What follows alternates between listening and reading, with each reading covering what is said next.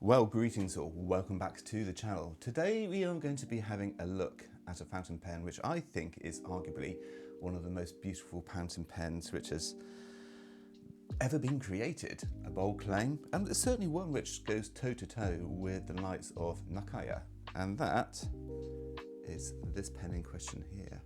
Very understated, but beautiful nonetheless. This is the Yurie Hosoge.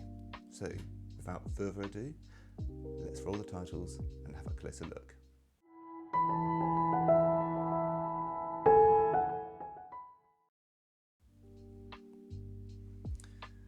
Now, I've made a very bold claim in the introduction that this pen goes toe to toe with Nakaya, and I will stand by my words. This pen is absolutely, truly beautiful. And I'm going to get this out of the way straight away. And the reason why I feel this pen goes toe to toe with Nakaya, the urushi work and the chingin effect which you see on this fountain pen is produced in the same region of Japan, and that is in Wajima. This has a Tamenuri base with a black overlay, and you can see just ever so slightly the accented edges. It's very understated and you can only really see it when close up. But the real star of the show is this Hosoge patterning, and it really is truly magnificent. There's not enough adjectives in the English dictionary which can really describe the beauty of this fountain pen. And as I just hold it up and I just turn it, you may or may not see it from the distance, but as I get a little bit closer, you can just see how this patterning has come out.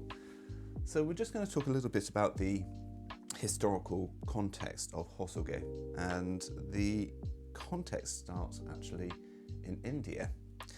So India, which is one of the more Western nations within the Asian continent, is one which is steeped with a lot of artistic tradition. Floral patterns has been part of Indian culture for the longest of times, and it's thought that the Hosoge pattern came originally from the 6th, 7th century in India and travelled along the Silk Road to Japan much later on, and how it eventually got utilised into Japanese artistry, I can't say for sure, but nonetheless this was a pattern which was more reserved for the wealthy, one which found its way into the royal households, and it's one which has a lot of significant cultural meaning.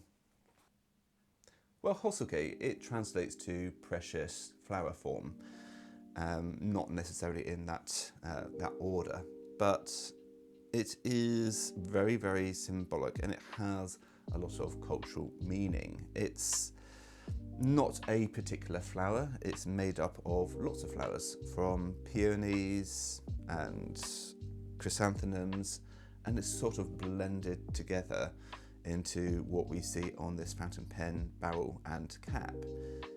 This combines into a very rich looking motif, and the artists which have carved out these fountain pens have done so in a truly beautiful way. The inlay of this is using charcoal powder, and it just has an ever so slightly matte effect to it. It just gives the pen a little bit more contrast when you're sort of looking at a closer distance. This fountain pen is quite petite, but like the red cherry blossoms which I featured a few months back, it does transform into a fuller size fountain pen. I must say that they have improved the tolerances since the red cherry blossom. I've had two other pens in the series, and neither of them have leaked onto the section. So clearly they've modified the design ever so slightly. The pen's fitted with a 14 karat gold bock nib, and I have had this pen tuned recently, and I've had the nib ground to a cursive italic. We'll have a look and see how that performs in a moment.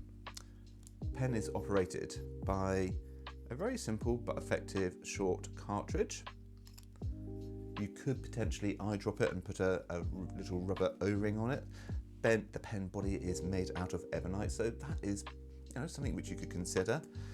And that really is the little overview of the fountain pen. The intricate patterning though really is quite simply sublime, and it's something which you really have to appreciate in person. There's a little bit of texture on the fountain pen barrel and cap, and it just feels really quite tactile. It's just absolutely beautiful. And what's even nicer is that when we look at the section here on the fountain pen, the pattern has been continued onto there as well, along with the Tamenuri effect, and it's really just absolutely striking. Now let's just talk about the context of price here, because I made a claim at the beginning of the video. It goes toe to toe with fountain pens of Nakaya. Now Nakaya do several variants of a very similar pattern on their pen barrels. I believe it comes in a blue, red, possibly a green, and they've got some like multicolored variants as well. This comes in sub £1,000, and I'm going to let that sink in for a second, because sub £1,000 for a pen which features intricate hand-carved designs is pretty unheard of, to be brutally honest. Certainly from the big players, if you go to Namiki, you'd be looking at several £1,000s for something of a similar quality. Now, it's arguably all that maybe Namiki do have the edge on the craftsmanship. Some people will absolutely stand on their pedestal and shout from the highest mountains that Namiki is the best out there. But this comes very, very, very, very, very, very close indeed. And the intricate detailing which we can see on all of this is just, it's a chef's kiss. What Yurie has managed to do and produce is quite simply sublime. Now, I will highlight Yurie is not the artist. She basically gets these pens produced in collaboration with YY Pen Club and the club's president. It's really just combinates to, a fantastic collaborative offering, and it's a joy to use. We will have a look very shortly at the writing sample, but let's just have a real appreciation for this design for a few seconds.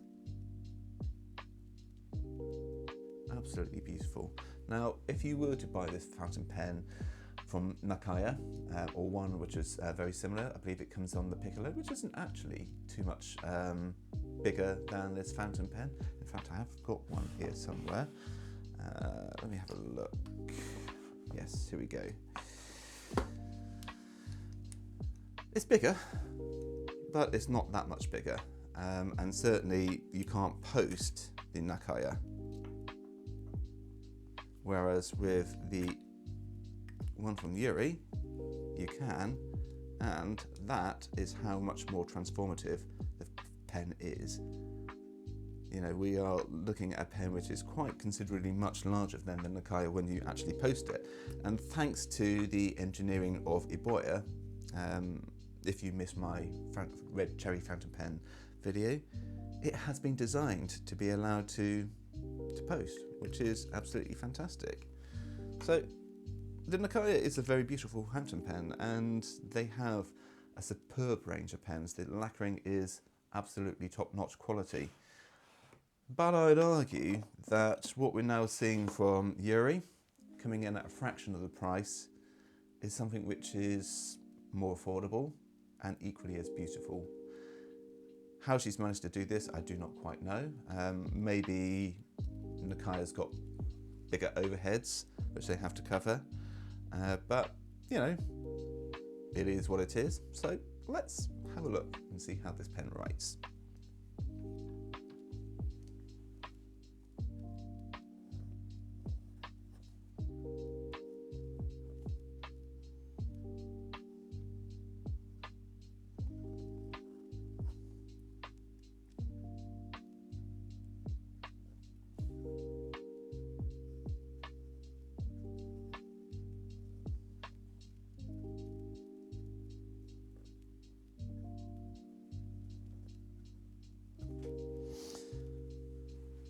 Flawless, absolutely flawless. I'm not usually a fan of Bock gold nibs, I will confess, but the tuning that Thomas has done on this nib is absolutely brilliant, and I'll give you a link to his Instagram page if you are curious about getting some pens tuned, and if you're in the UK. So we have a Bock.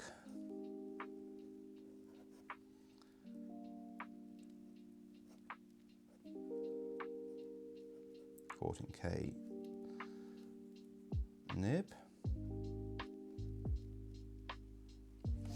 and let's just write out the quick brown fox.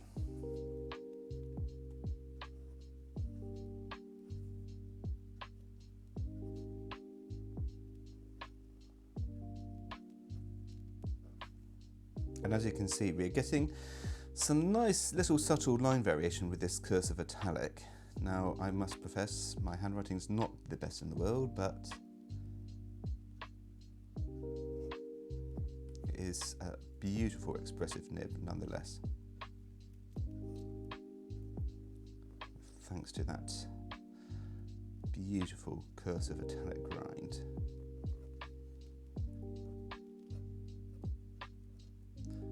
And I like to just try to vary my handwriting just to show how these pens write in a varying different format. So the quick brown fox.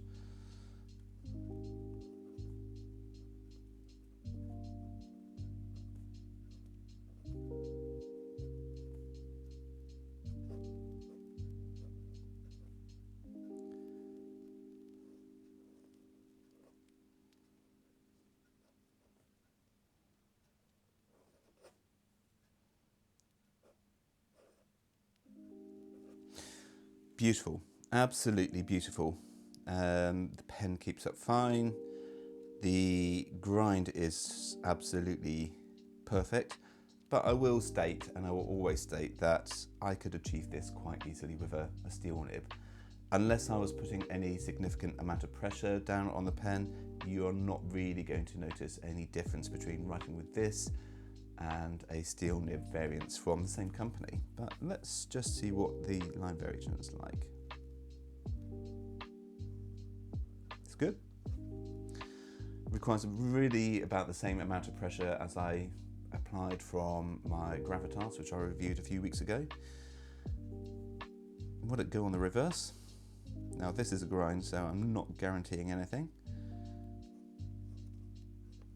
Yeah, it writes, but it's really scratchy and it's not very reliable. In fact, it's picked up one or two fibres from the page, so I wouldn't recommend maybe writing on the reverse with this particular grind, but overall it's a wonderful experience. Snapback is decent, and you can probably use this for some doodling and so on and so forth. So let's give you some final thoughts on this fountain pen. So Yurie is going from strength to strength, and within this pen pouch I have got several of her fountain pens. Let's have a look. There we go, we've got the Chrysanthemum, which we reviewed. We've got another pen coming up for review, which is the Frogs, absolutely beautiful. And then we also have this Tamenuri, as well as the Red Cherry Blossom. And this all really equates to some absolutely fantastic valued fountain pens.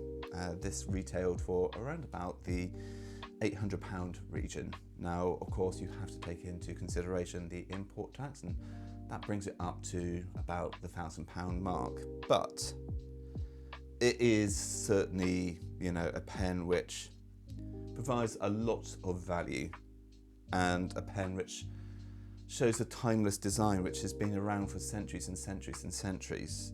To feel that I'm holding a piece of history in my hand, something which has been symbolised for well over 1,000 years, is quite humbling in many respects. As I said before, words really cannot comprehend the sheer magnificence, the beauty, the craftsmanship which goes into this fountain pen. Now, of course, I have to come to the recommendation of this fountain pen. Would I recommend it? Well, it's an expensive fountain pen, and this certainly will be out of reach for many people. But if you have got the money to buy a Nakaya, and you are on the fence, I would certainly highly recommend you look into what Yurie is offering. Now, her pens do sell out incredibly quickly, and I've got several more in the pipeline which I'm going to be hopefully making orders for in the near future. These are at a price point which I personally feel that I am comfortable spending money on. I have pens which are more expensive in my collection, but they're not pens which I would be necessarily wanting to buy all the time, just purely because I don't have an inexhaustible fund of money. Whereas something like this, it comes in at a price point which I feel, relatively comfortable spending on. So if you are, like I said, in the market to get an Nakaya, I would really highly urge you to have a look and see what Yurie has to offer. They are rarer. I can't necessarily guarantee that every single pen model which I review will always have repeat runs. I think from what I gather, Yurie is wanting to expand the range a little bit more and offer different pens. But with that being said, I hope you've enjoyed the content. If there's things which I've missed and you would like me to clarify or go over, please do get in contact, and I shall see you in another video. And of course, the only thing left for me is don't forget to like, subscribe and comment, hit the bell notification for future videos, and I shall see you in the next one. Till then, stay safe and goodbye for now.